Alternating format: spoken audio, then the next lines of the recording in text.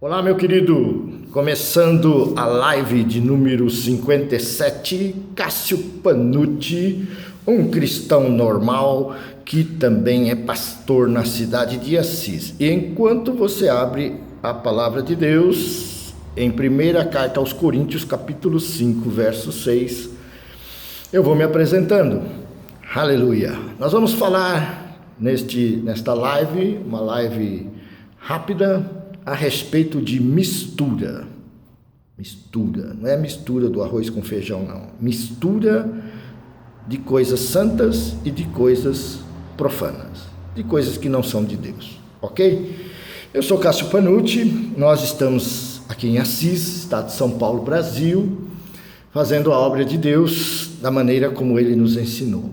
Nós temos tido muita graça e misericórdia de Deus. Estamos aqui na Avenida Rui Barbosa, número 2686, nos reunindo às quartas-feiras e às segundas-feiras às 20 horas e nos domingos às 9 horas da manhã. Também podemos conversar lá no Facebook, Cássio Panucci, né? Panucci. E também podemos conversar pelo aplicativo Zelo.com. fazendo orações diárias e conversação, ok? A cada semana, aquilo que o Senhor vai nos dando, aquilo que nós vamos percebendo no Espírito de Deus, às vezes não é uma coisa tão grande, nem tão assustadora, mas essa semana o Senhor nos trouxe notícias bem fortes, bem contundentes. Nós vamos gravar uma outra live chamada It's Time, né? Lá no Facebook, e vamos gravar uma outra live também, porque a fome e sede da palavra, né? Ok, então você que abriu aí em primeira carta aos Coríntios capítulo 5, verso 6, a palavra diz assim: não é boa a vossa jactância, não sabeis que um pouco de fermento leveda toda a massa? O apóstolo usa aqui a simbologia do fermento, né? Nós sabemos que fermento, na maioria das vezes que aparece na Bíblia, a conotação é negativa. Às vezes fala de crescimento do corpo, mas a maioria das vezes o fermento era uma coisa que o povo de Deus, os judeus, os israelitas não usavam, né? Em determinadas épocas, né? Porque ele mexia na estrutura das coisas, né? Ele produzia um volume falso, né? Uns buracos, né? Um crescimento falso no pão, né? E isso já era para nos ensinar alguma coisa a respeito das contaminações e das misturas que ardilosamente, né, o inimigo das nossas almas tenta usar. Então, imagina um grande bolo, né? Aquele bolo lindíssimo, né, de muitos quilos, né, de casamento, e alguém, né, sorrateiramente, na hora que estava fazendo lá, batendo os bolos, as massas e tudo, acrescenta lá uma colherinha daquelas bem pequenininhas de esterco. E o bolo fica bonito, né, fica grande, parece uma coisa mais linda do mundo, enfeitado, né, com glacê, sei lá o que usa hoje, mas de repente na hora de que vai sair a festa, de que os convidados vão comer, a pessoa dá um aviso: o bolo tá aí, tá bonito, mas ele tem uma colherinha de esterco, ele tem uma percentagemzinha mínima de esterco. Aquela mistura, né, é equivalente a esse fermento que o apóstolo falou, contamina toda a massa. Né? Quem que vai ter coragem de comer um bolo desse? Você não sabe se justamente naquele pedaço, né, os coliformes fecais estão ali concentrados, vai dar repugnância na hora, né? Então, o que o inimigo faz? Vamos começar bem simples para a gente entender. A palavra de Deus, ela é simples, qualquer criança entende, né? É assim que está na Bíblia. A palavra de Deus é feita para crianças espirituais, e para que uma criança que tem um razoável entendimento consiga acompanhar o que você está falando. Então, ela não é uma coisa complicada, complexa, só para alguns entenderem, só para os especialistas, os PhDs que estudaram o hebraico, o grego. Não, não é não. É uma coisa simples que qualquer pessoa pode cumprir, mas ela é profunda.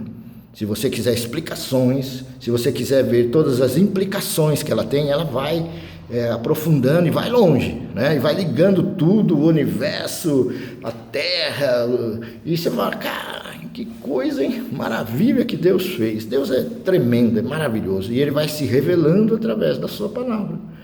Então, nós precisamos entender o ardil do inimigo, que é a mistura. Ele mistura coisas santas com as coisas dele. As coisas dele, elas são todas as coisas que a Bíblia fala para você não fazer. Quando tem uma coisa escrita na Bíblia que você deve fazer de tal maneira, né, se você não fizer, ou fizer o contrário, ou fizer mais ou menos, você já caiu na faixa do inimigo das almas, que é o diabo. Ele tem autoridade, jurisdição sobre essas coisas para atrapalhar a vida das pessoas. Então, por exemplo, ele faz um mapa, né? Aqui em Assis nós temos o mapa de Assis, todas as cidades têm aquele mapa bonito para a gente achar os endereços, uma coisa muito útil. E normalmente os cristãos, né, de uns tempos para cá, instruídos em batalha espiritual, o que eles fazem? Eles oram em cima do mapa da cidade. Isso é uma coisa até normal, né? Ora, tem uns que pisam em cima, né? Tem uns que olham de joelhos, né? Mas interessante que eu fui fazer isso esses dias e eu percebi uma coisa, que no mapa, na beirada do mapa, tinha um monte de firmas ali representadas, negócios, coisas que eu nem sei direito quem são, o que fazem, né? Muitas delas são firmas de ateus, de pessoas que blasfemam contra Deus, de satanistas talvez, né? De pessoas que fazem coisas que desagradam a Deus diariamente. Mas elas estão ali. Então, qual que é o ardil do inimigo? Que os irmãos oram nos mapas, né? Eles vão orar. Então, ele já sabe que eles vão orar. O que ele faz? Ele põe os dele ali, né? Alguns deles, alguns são de Deus, né? Mas põe misturado, para você orar e abençoar tudo aquilo ali. Você que é cristão, você que nasceu de novo e anda na palavra, paga o preço para permanecer nas coisas de Deus, você consegue canalizar a bênção de Deus. É você que tem a bênção. Não é o macumbeiro, não é o esotérico, não é o místico, o que fica lá fazendo yoga 300 horas lá. Não, é você.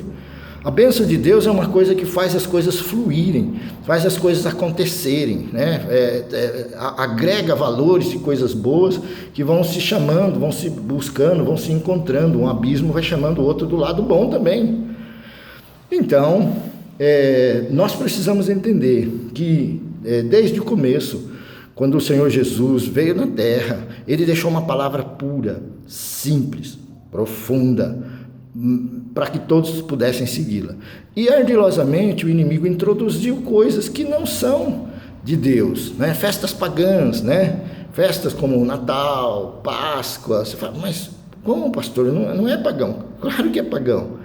Não tem na Bíblia, né? Não tem na Bíblia, é pagão. Não tem na Bíblia. Você fala, não tem aonde? Não tem no Novo Testamento.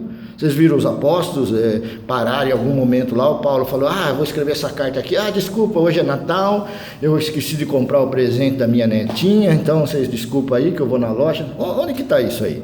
Onde que Natal é comemorado na Bíblia? Onde que Páscoa é comemorado por cristão? Páscoa é uma festa judaica. Essa mistura de judaísmo com cristianismo é mistura. Essa mistura de práticas pagãs, adoração ao sol, cultos de coisas que não estão na Bíblia, isso aí é mistura. Isso tudo é ardil do inimigo, porque eles invocam a bênção de Deus nessas coisas e acaba todo mundo sendo abençoado. E as coisas do mal vão proliferando junto. Mas nós chegamos num tempo final, nós chegamos num tempo em que todas as coisas que não são de Deus têm que ser tiradas da igreja. A igreja tem que viver o seu momento santo. A igreja tem que ser aquilo que está na Bíblia, nem mais nem menos, definido pela própria Bíblia, interpretado pelo Espírito Santo. É assim que é. Então, nesse texto aí, o apóstolo Paulo considera como fermento algumas pessoas que praticam coisas que desagradam a Deus, grupos grandes, né? Então, impuros, né? O que é o impuro? O devasso, né? É o que faz prostituição, qualquer atividade sexual fora do casamento, impuro, né? Idólatras, aquele que tem um ídolo visível ou invisível. Às vezes o ídolo é o ego, às vezes o ídolo é o dinheiro. Você fala, como é que eu sei que é o ídolo? Porque em vez da pessoa buscar Deus, a pessoa busca o socorro naquela coisa, naquela pessoa, naquele ser, naquela entidade. Então, idolatria, né? Maldizentes, né?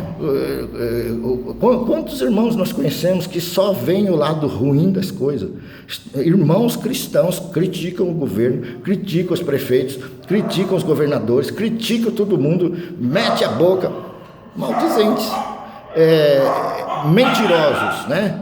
Mentirosos são aqueles que habitualmente se usam a mentira. A mentira não faz parte das coisas de um cristão, não faz parte das nossas armas, né? Nós usamos a verdade. A mentira é o contrário da verdade. Jesus falou, eu sou a verdade. Usou a mentira, o pai da mentira entra na situação e depois você vai querer resultados de Deus como? Se você usou a mentira. Então, impuros, idólatras, maldizentes, mentirosos, avarentos. Avarentos porque quem tem o Espírito de Deus vai tendo a mesma vontade que Deus tem de abençoar todas as coisas, de doar, de servir, né? O sol, a água, o ar, Deus nos dá todos os dias e de graça. Então, quem é avarento, né, retém mais do que é preciso as coisas. É lógico, nós não podemos jogar tudo fora que Deus nos deu, mas nós temos que semear, nós temos que ajudar os pobres, nós temos que ajudar as missões, ajudar as pessoas que estão trabalhando para Deus. É assim que é, conforme o nosso coração, o Espírito Santo do nosso espírito fala. E também os beberrões, né? Pessoas que bebem demais, comem demais, né? Glutonaria, que nem beberrão. Essas pessoas, essas 6 categorias, impuros, idólatras, maldizentes, mentirosos, avarentos, beberrões, eles têm que ser expulsos da igreja, o Paulo diz. Eles têm que ser tirados, são fermento velho, têm que ser tirados da igreja.